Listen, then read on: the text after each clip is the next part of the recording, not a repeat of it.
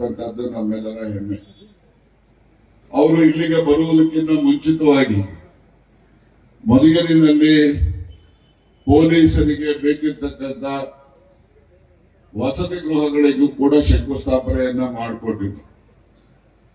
ನಾವು ಅವ್ರು ಯಾವುದನ್ನು ಕೂಡ ಯಾವುದೇ ಇಲಾಖೆಯಲ್ಲಿರಬಹುದು ನಮ್ಮ ಅಭಿವೃದ್ಧಿಗೆ ನಮ್ಮ ತಾಲೂಕಿಗೆ ನಾವು ಏನನ್ನು ಅವರಿಗೆ ಮನವಿ ಮಾಡ್ತಾರೆ ಎಲ್ಲ ಮನವಿಗಳಿಗೂ ಕೂಡ ಸಕಾರಾತ್ಮಕವಾಗಿ ಸ್ಪಂದಿಸ್ತಾ ಇರ್ತಕ್ಕಂಥದ್ದು ನಮ್ಮೆಲ್ಲರ ಸುದೈವ ಅಂತೇಳಿ ನಾನು ಈ ಸಂದರ್ಭದಲ್ಲಿ ಹೇಳಲಿಕ್ಕೆ ಒಂದು ಕಾಲದಲ್ಲಿ ಬಹಳ ಸಮೃದ್ಧಿಯಾಗಿದ್ದಂತಹ ಹೋಬಳಿ ಪ್ರಕೃತಿಯ ಅವಕೃಪೆಯಿಂದ ಈ ಭಾಗದಲ್ಲಿ ಇವತ್ತು ರೈತರು ಬಹಳ ಕಷ್ಟ ಕಾರ್ಪಣ್ಯಗಳನ್ನ ಅನುಭವಿಸ್ತಾ ಇರ್ತಕ್ಕಂಥದ್ದನ್ನು ನಾವೆಲ್ಲ ನೋಡಿದ್ದೇವೆ.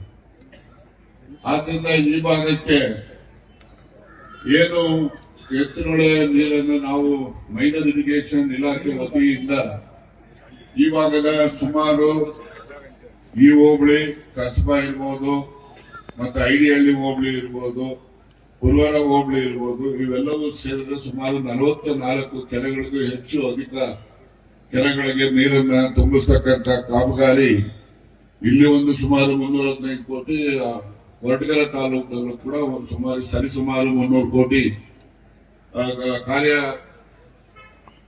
ಇವತ್ತು ಚುರುಕಿನಿಂದ ನಡೀತಾ ಇರ್ತ.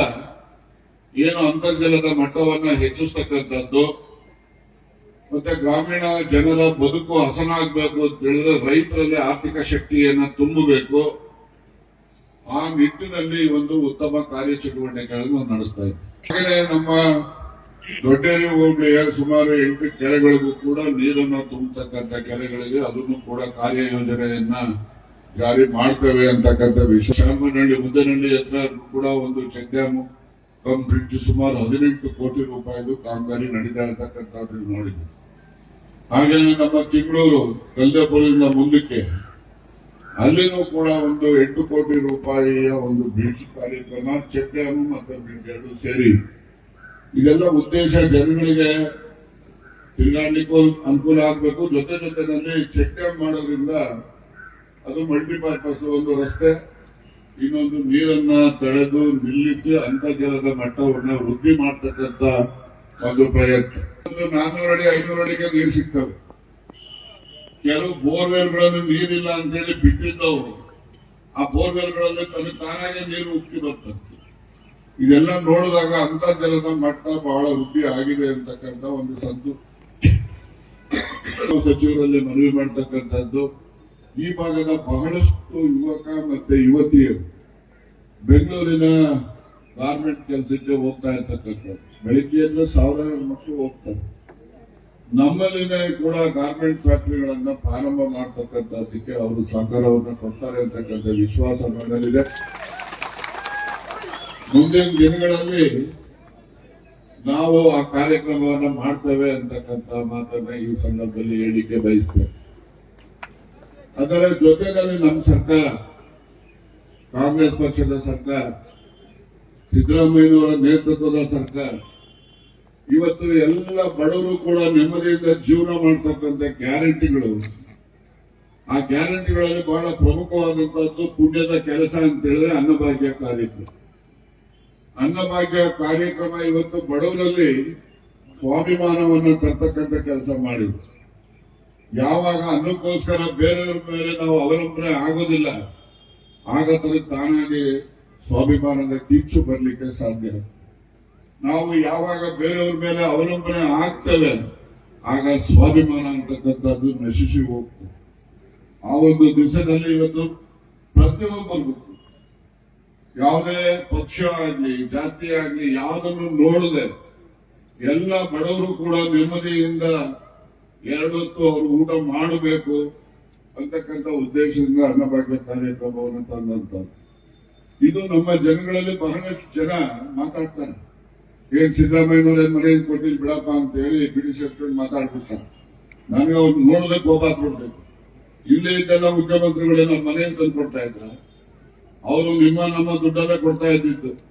ಆದ್ರೆ ಬಡವರಿಗೆ ಯಾರು ಹಸುವಿನಿಂದ ಬಳಲ್ತಾರೆ ಅಂತಹ ಜನಗಳಿಗೆ ಹಸುವಿನಿಂದ ಬಳಲಬಾರದು ಅಂತಕ್ಕಂಥ ಉದ್ದೇಶದ ಕಾರ್ಯಕ್ರಮವನ್ನು ಜಾರಿ ಮಾಡಿದ್ರು. ನಾನೊಂದು ಪ್ರಶ್ನೆ ಕೇಳ್ತೇನೆ, ಹಸಿವು ಅಂತಕ್ಕಂಥದ್ದು ಹೇಗಿರುತ್ತೆ ಅದು ಯಾರಾದ್ರೂ ಬಂದು ವರ್ಣನೆ ಮಾಡಿ ನೋಡೋಣ ಇಲ್ಲಿ. ಯಾರು ವರ್ಣನೆ ಮಾಡ್ಲಿಕ್ಕೆ ಸಾಧ್ಯನೇ ಇಲ್ಲ. ಯಾರು ಅದನ್ನು ಅನುಭವಿಸಿರ್ತಾರೆ ಅವ್ರಿಗೆ ಮಾತ್ರ ಗೊತ್ತಿರುತ್ತೆ ಹಸಿವು ಅಂದ್ರೆ ಏನು. ಆದ್ರಿಂದ ಹಸಿವಿನ ಬಗ್ಗೆ ವರ್ಣನೆಯನ್ನು ಮಾಡ್ತಕ್ಕಂಥದ್ದಕ್ಕೆ ಸಾಧ್ಯ ಇಲ್ಲ. ಅನುಭವಿಸೋದು ಯಾವ ರೀತಿ ಅದರ ಬಗ್ಗೆ ಕಲ್ಪನೆ ಇರುತ್ತೆ ಅದು ಸನ್ಮಾನ್ಯ ಸಿದ್ದರಾಮಯ್ಯನವ್ರಿಗೆ ಇತ್ತು ಅಂತೇಳಿ ನಾನು ಭಾವಿಸ್ತೇನೆ. ಅದನ್ನ ಇವತ್ತು ಯಾರು ಆ ರೀತಿಯ ಹಸುವಿನ ಬಳಸಬಾರ್ದು ಅಂತೇಳಿ ಅನ್ನಭಾಗ್ಯ ಯೋಜನೆಯನ್ನ ತಂದಿರ್ತಾರೆ. ಸುಳ್ಳು ಹೇಳ್ಕೊಂಡು ಹೊರಟೋಗ್ತಾನೆ.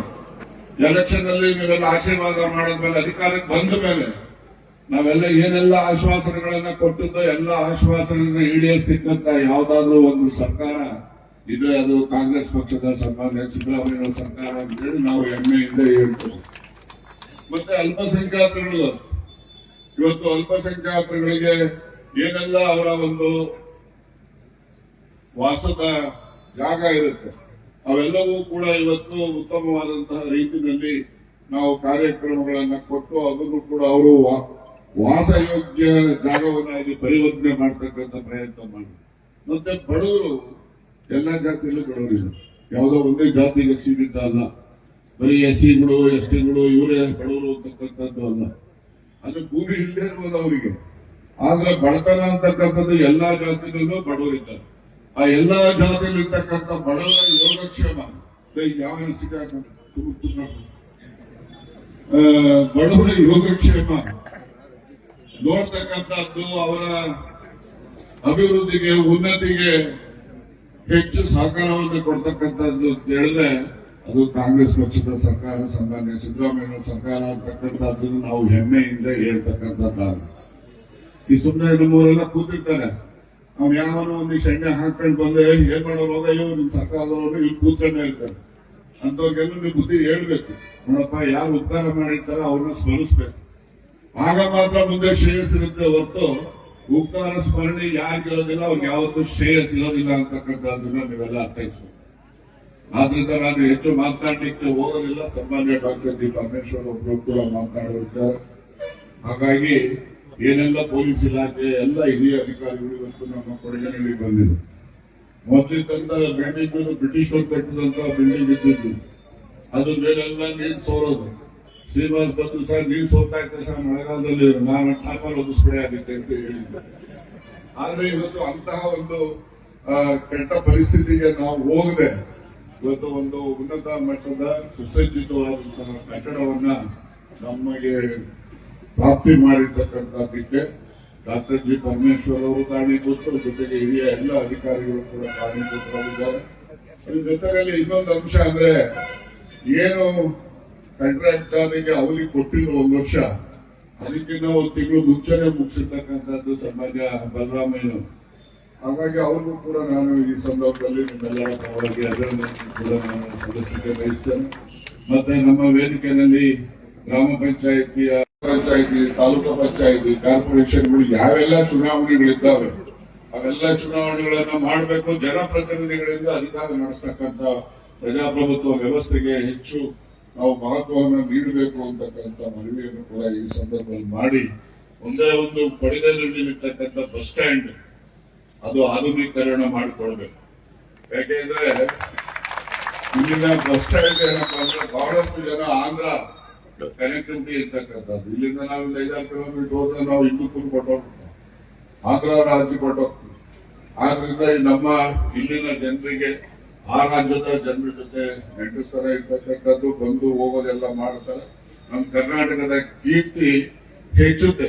ಒಂದು ಉತ್ತಮ ಸುಸಜ್ಜಿತ ಬಸ್ ನಿಲ್ದಾಣ ಇದ್ದಾಗ, ಅಲ್ಲಿನ ಜನರು ಬಂದಾಗ ನಮ್ಮ ರಾಜ್ಯದ ಬೆಳವಣಿಗೆ ಬಗ್ಗೆ ಹೆಮ್ಮೆಯಿಂದ ಮಾತನಾಡ್ತಕ್ಕಂಥ ಸಂದರ್ಭ ಬರುತ್ತೆ. ಆ ಒಂದು ಸಂದರ್ಭವನ್ನು ತಾವು ಸೃಷ್ಟಿ ಮಾಡಿಕೊಳ್ಬೇಕು ಅಂತಕ್ಕಂಥ ಮಾತನ್ನ ಈ ಸಂದರ್ಭದಲ್ಲಿ ನಾನು ವ್ಯಕ್ತಪಡಿಸಿ ಮತ್ತೊಮ್ಮೆ ತಮ್ಮೆಲ್ಲರೂ ಕೂಡ ಅಭಿನಂದನೆಯನ್ನ ಸಲ್ಲಿಸ್ತೇನೆ. ನೀವೆಲ್ಲರೂ ಕೂಡ ನೀವೇ ಏನೋ ಒಂದು ಊರಲ್ಲಿ ಒಂದು ಹಬ್ಬ ಆಗ್ತದೆ ಅನ್ನೋ ರೀತಿಯಲ್ಲಿ ತಾವೆಲ್ಲರೂ ಕೂಡ ಬಂದು ಈ ಕಾರ್ಯಕ್ರಮದಲ್ಲಿ ಭಾಗವಹಿಸಿ ಗೃಹ ಸಚಿವರನ್ನ ಸ್ವಾಗತಿಸಿ ಈ ಕಾರ್ಯಕ್ರಮ ಅಚ್ಚುಕಟ್ಟಾಗಿ ನಡೀತಕ್ಕಂಥದ್ದು ತಾವೆಲ್ಲ ಅನುವು ಮಾಡಿಕೊಂಡಿದ್ದೀರಿ. ತಮ್ಮೆಲ್ಲರಿಗೂ ಕೂಡ ನಾನು ಹುಟ್ಟಿದ್ದು ಮಾಗಡಿ ತಾಲೂಕಲ್ಲಿ, ಬೆಳಗ್ಗೆ ತುಮಕೂರು ತಾಲೂಕಲ್ಲಿ, ರಾಜಕಾರಣ ಮಾಡೋದು ಮಕ್ಕಳಿ ತಾಲೂಕಲ್ಲಿ. ಇಲ್ಲಿ ನಾವು ಅಲೆಮಾರಿಗಳ ತರ ಆಗೋಗ್ಬಿಟ್ಟಿದ್ದೀವಿ. ಆದ್ರೂ ಕೂಡ ನೀವು ನಿಮ್ಮ ಮನೆಯವರು ಅನ್ನೋ ರೀತಿಯಲ್ಲಿ ನಮಗೆ ಪ್ರೀತಿ ವಿಶ್ವಾಸವನ್ನ ನಾವೆಲ್ಲ ತೋರಿಸ್ತೀವಿ. ಈ ಪ್ರೀತಿ ವಿಶ್ವಾಸವನ್ನ ಉಳಿಸ್ಕೊಂಡು ಹೋಗ್ತಕ್ಕಂಥ ಪ್ರಯತ್ನ ಮಾಡ್ತೇನೆ. ಮತ್ತೆ ಅಂತಿಮವಾಗಿ ನಾನು ನನ್ನ ಜೀವನದಲ್ಲಿ ಏನೆಲ್ಲ ನಾನು ಆಶಯ ಪಟ್ಟಿದ್ದೆ ಎಲ್ಲವನ್ನು ಕೂಡ ಅನುಭವಿಸಿದೆ. ನಿಮ್ಮೆಲ್ಲರ ಆಶೀರ್ವಾದ. ಮುಂದೆ ನಾನು ಬಯಸ್ತಕ್ಕಂಥದ್ದು ಏನಪ್ಪಾ ಅಂತ ಹೇಳಿದ್ರೆ ಯಾವುದೇ ಅಧಿಕಾರ ನನಗೇನು ಬೇಕಾಗಿಲ್ಲ. ನಿಮ್ಮ ಪ್ರೀತಿ ವಿಶ್ವಾಸವನ್ನ ನಿರಂತರವಾಗಿ ಉಳಿಸ್ಕೊಂಡು ಹೋಗ್ತಕ್ಕಂಥ ಶಕ್ತಿ ಭಗವಂತ ನಿಮ್ಮ ಮೂಲಕ ದಯಪಾಲಿಸಲಿ ಅಂತ ಹೇಳಿ ನಾನು ಪ್ರಾರ್ಥನೆಯನ್ನ ಮಾಡಿ, ನಾವು ಎಲ್ಲ ಬಡವರ ಪರವಾಗಿ ಇರ್ತೇವೆ, ನಿಮ್ಮ ಕಷ್ಟ ಸುಖಗಳಲ್ಲಿ ಭಾಗಿಯಾಗ್ತೇವೆ. ನೀವು ಕೂಡ ನಮ್ಮ ಕಷ್ಟ ಸುಖಗಳಲ್ಲಿ ಭಾಗಿಯಾಗಬೇಕು. ಮತ್ತೆ ಇವ್ಯಾರು ಕೆಲ್ಸಕ್ಕೆ ಬಂದವ್ರು ಮಾತನಾಡ್ತೀರಲ್ಲ, ತಾವೆಲ್ಲ ನಂಬಬಾರ್ದು. ಯಾವತ್ತು ಕೆಲಸ ಯಾವಾಗ ಮಾಡ್ತಾನೆ ಅವ್ರಿಗೆ ಮಾತ್ರ ನೀವು ನಂಬಬೇಕು. ಹೊತ್ತು ಸುಳ್ಳು ಹೇಳ್ಕೊಂಡು ಯಾವ ಆಕಾಶನೇ ತೋರಿಸ್ಬಿಡ್ತಾರೆ. ನಿಮ್ಗೆ ಎಲ್ಲ ಆಕಾಶ ತೋರ್ಸೋದ್ನೆಲ್ಲ ನೀವು ಹಿಂದೆ ಜಾತ್ರೆ ಬರೋದಿಲ್ಲ. ಬೊಂಬಾಯಿ ನೋಡು, ಕಲ್ಕತ್ತಾ ನೋಡು, ನಾಲ್ಕಣೆ ಅದಕ್ಕೆ ಹಾಕ್ಬಿಟ್ರೆ ನೀವು ಖಂಡಿತ ನೋಡ್ತಿರಲ್ಲ, ತೋರಿಸ್ಬಿಡ್ತಾರೆ. ಅದರಿಂದ ಎಚ್ಚರವಾಗಿರ್ಬೇಕು. ಅಪಪ್ರಚಾರಕ್ಕೆ ಯಾವತ್ತೂ ಕೂಡ ನೀವು ಅದಕ್ಕೆ ಬೆಲೆಯನ್ನ ಕೊಡಬಾರ್ದು. ನನ್ನ ಅಂತಿಮ ಮನವಿ ತಮ್ಮಲ್ಲಿ, ನಿಮ್ಮೆಲ್ಲ ಮಕ್ಕಳಿಗೂ ಕೂಡ ಉತ್ತಮ ವಿದ್ಯಾವಂತರಾಗಿ ಮಾಡಿ. ನೀವು ವಿದ್ಯೆಯನ್ನ ಮಕ್ಕಳಿಗೆ ಕೊಟ್ಟಾಗ ಮಾತ್ರ ಆ ಮಗು ಮುಂದಿನ ಪೀಳಿಗೆಯಿಂದ ಸಮಾಜಕ್ಕೆ ಆಸ್ತಿಯಾಗಿ ಪರಿವರ್ತನೆ ಆಗ್ತಾರೆ. ಆ ಒಂದು ದಿಸೆಯಿಂದ ಹೆಚ್ಚಿನ ಗುಣಮಟ್ಟದ ವಿದ್ಯಾವಂತನಾಗಿ ನೀವುಗಳು ಮಾಡಿದಾಗ ಮಾತ್ರ ಪೋಷಕರು ನಿಜಕ್ಕೂ ಕೂಡ ದೇವರು ಅವರಿಗೆ ಆಶೀರ್ವಾದವನ್ನ ಮಾಡಿದಾಗ ಆಗ್ತದೆ. ಅದರಿಂದ ಯಾವುದೇ ಮಕ್ಕಳಿಗೆ ಇವತ್ತೇನು ಕಷ್ಟ ಇಲ್ಲ ಓದ್ಲಿಕ್ಕೆ ಸರ್ಕಾರ ಎಲ್ಲ ಸೌಲಭ್ಯ ಕೊಟ್ಟಿದ್ದು. ಈ ಮನೆ ಭಾಗದಲ್ಲಿ ಹೈಸ್ಕೂಲ್ಗಳು, ಕಾಲೇಜುಗಳು ಎಲ್ಲ ಇದಾವೆ.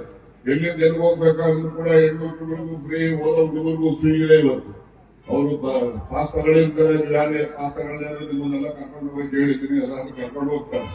ಅದರಿಂದ ಮಾಡಬೇಕು.